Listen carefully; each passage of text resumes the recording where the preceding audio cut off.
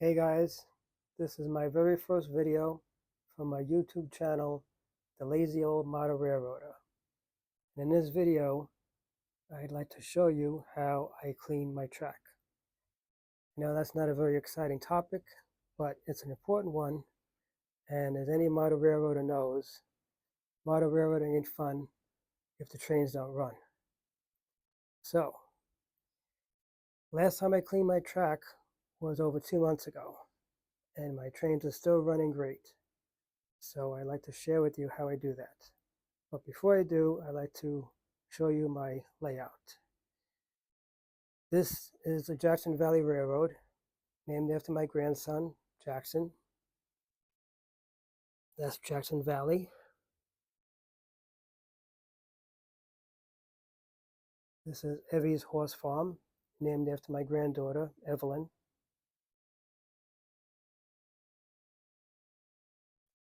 This is Roman's Pass, named after my youngest grandson, Roman. And this is Allen's Ridge, named in honor of John Allen, whose gory and defeated railroad featured mountains that went from the floor all the way up to the ceiling, which is what I was planning on doing, but I decided not to since the room is too small for that, so I compromised. So there is my small freight yard with an engine house, refueling facility. This is the North Industry, which is what I'm working on now. This is the Traxon Street section, which is inspired by LaGrange, Kentucky.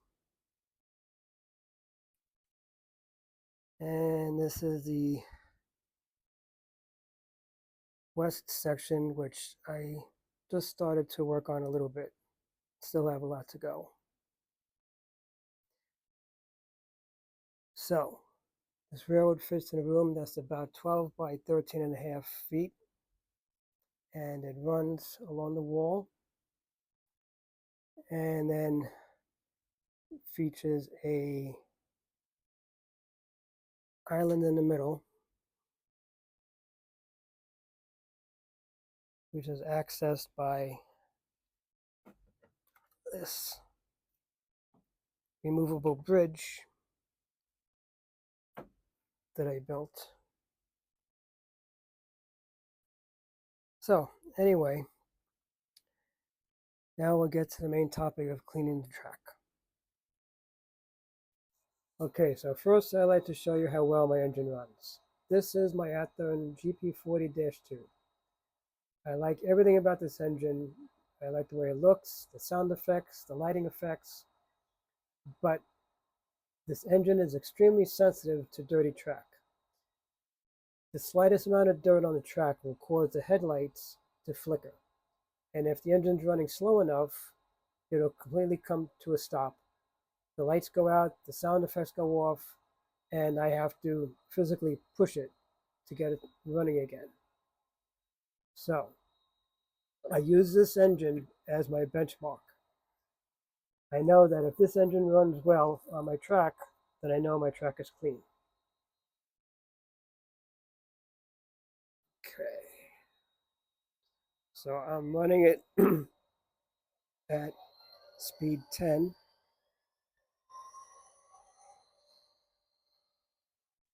If you keep looking at the headlight, you'll see that it doesn't flicker at all.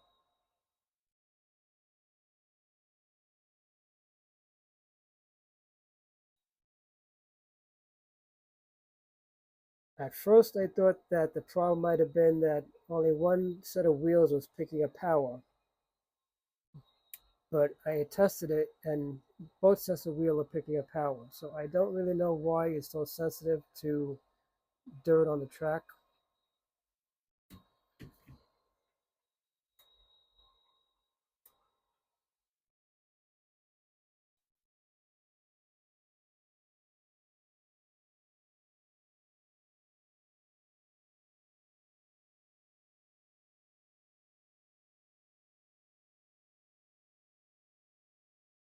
Okay. Back it up.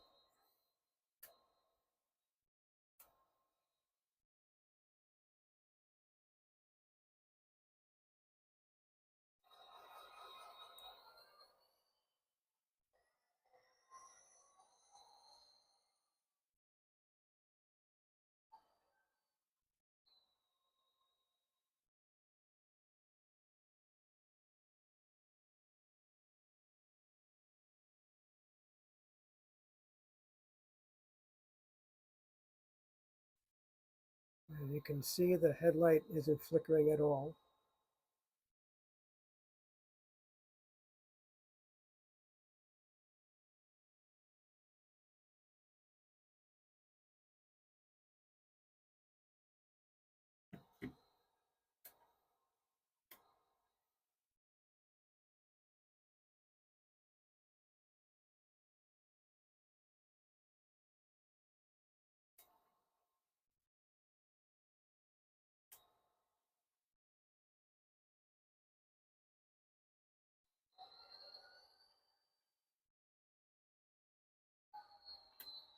And now for the real test, going over the trucks and street.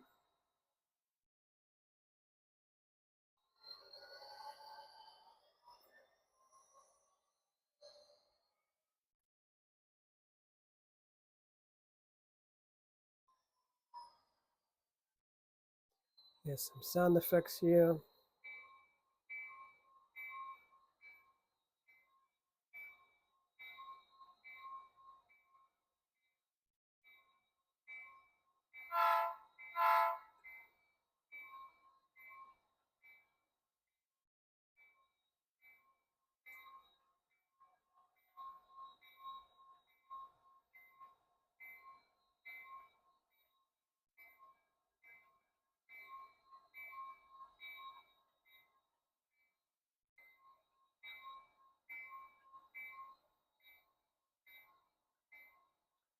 All right. So now remember, it's been over 2 months since I cleaned my track. And this engine is still running great, which tells me that my tracks are really well cleaned. Okay, so I use a 3-step process to clean my track. The first step, I use 91% isopropyl alcohol. But all of my track is airbrushed with Tamiya XF52 Flat Earth, which is a alcohol-based acrylic paint. And I found that if I apply the alcohol to my track using a paper towel like this, it tends to rub the paint off of my track. And I don't want to have to repaint my track because I'm the lazy old Madeira. So I made a tool out of balsa wood. So you can get sheets like this from Amazon. This is a 12 by 12 sheet. I think they sell them in about a 12 pack. And this is 1/16 inch thick. I use this on all my roads. And I cut a sheet out, a piece out, that is, as you can see, 4 inches by 1.25 inches. I find that size works pretty well. Then I use just plain printer paper. This is an 8.5 by 11 sheet of paper. And of course, I take the balsa wood and I just mark the length of the balsa wood, and then I cut this into strips. Then I take the strips.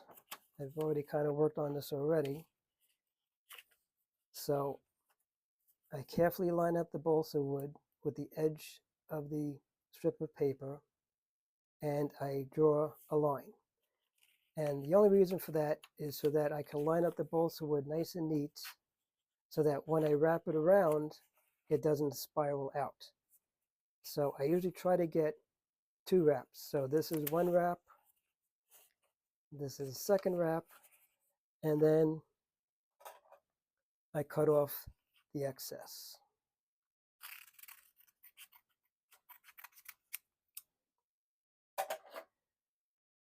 Then I use alcohol. I soak this piece of paper with alcohol on both sides, get it nice and wet with alcohol.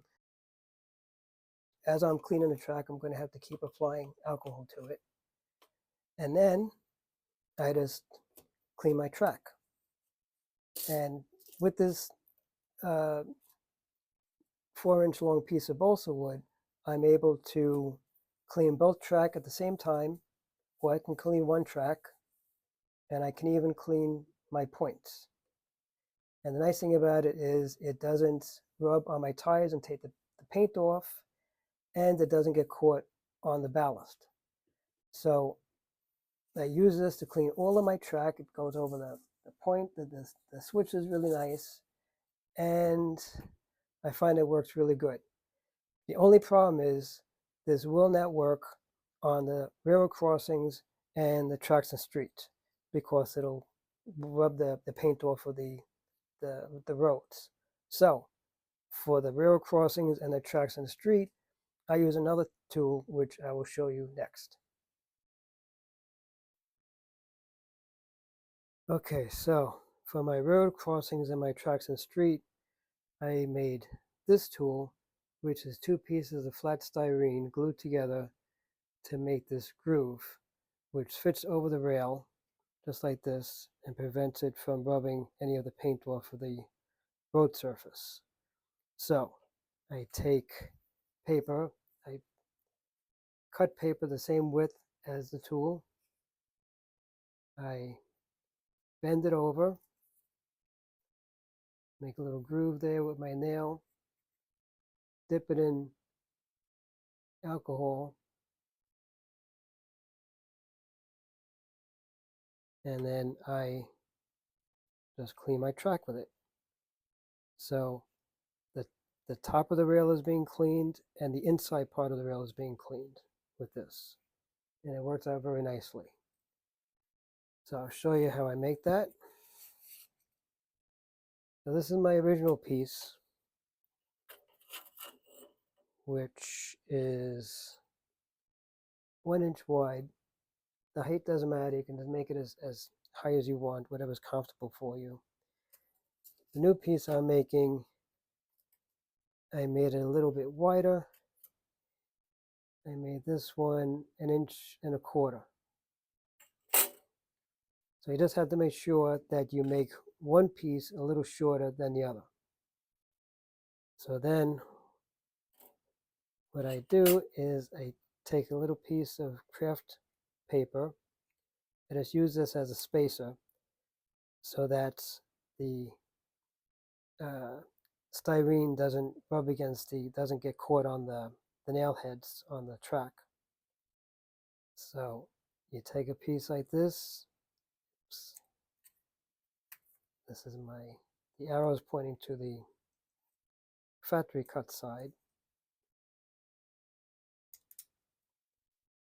So you take your long piece, you set it flat right on top of the nails, track nails, spikes, and then you push the other piece down on top of the rail. I put my thumb as low as possible, hold it in place so it doesn't slide. And that way it's not getting caught on anything. And now that it's in place, I take some glue, liquid cement, place it in there, let it seep in there, let it set.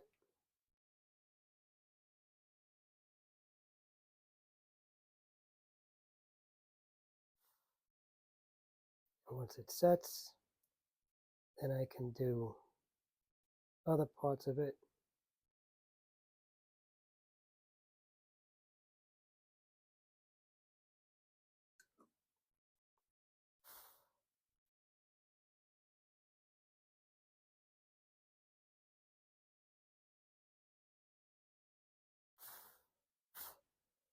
And there I have my new tool with that groove which will fit right over the rails.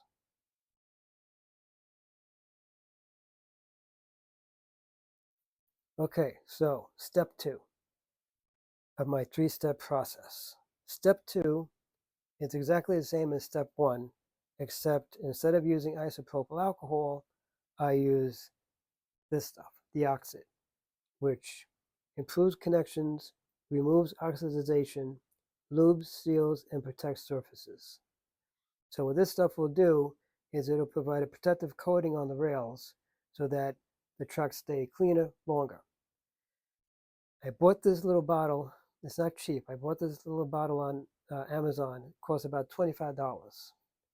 But the good news is you dump this entire bottle into 1 pint of isopropyl alcohol, 91% isopropyl alcohol.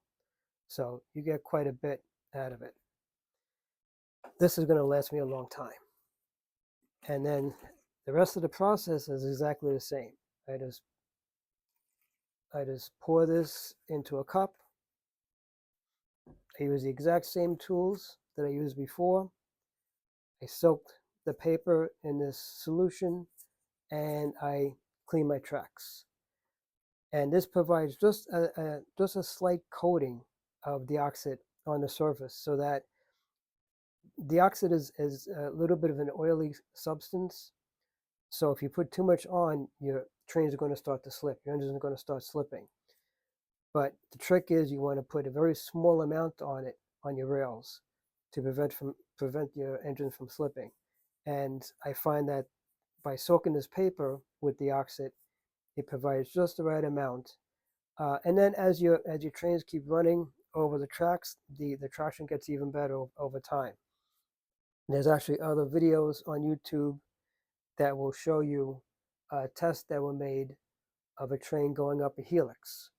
And he shows you how well the engines pull the trains up after applying Deoxit. So it doesn't really seem to affect the traction of the trains. All right, so step 3 of my track cleaning process involves cleaning the wheels of my engines and cars. Because if the wheels are dirty, they're going to get the tracks dirty. So cleaning the wheels on the engines is very simple. I just use isopropyl alcohol, 91% isopropyl alcohol. I squirt some onto a paper towel.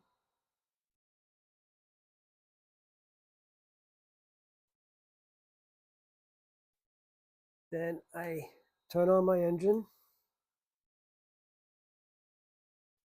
I usually set it to about 40.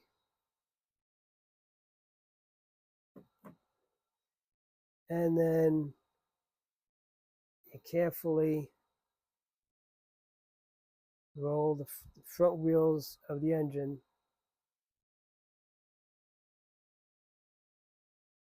over the track, over the paper towel.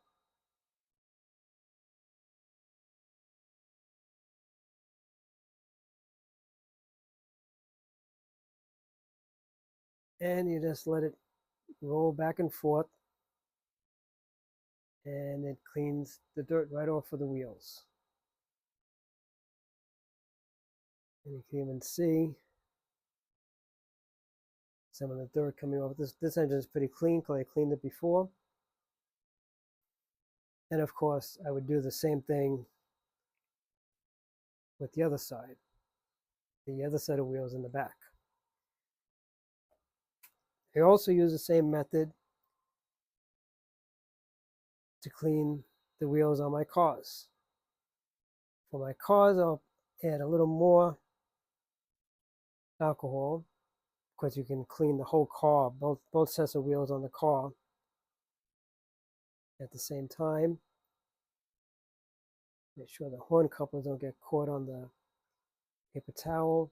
And then you just roll the car back and forth over the paper towel.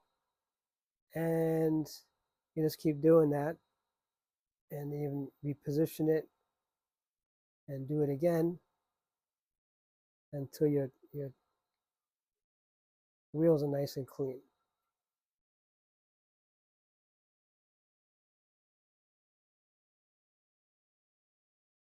And that's it. That is how I clean my track and I keep them clean. So I hope this method works for you. I hope you like it. And keep on model railroading.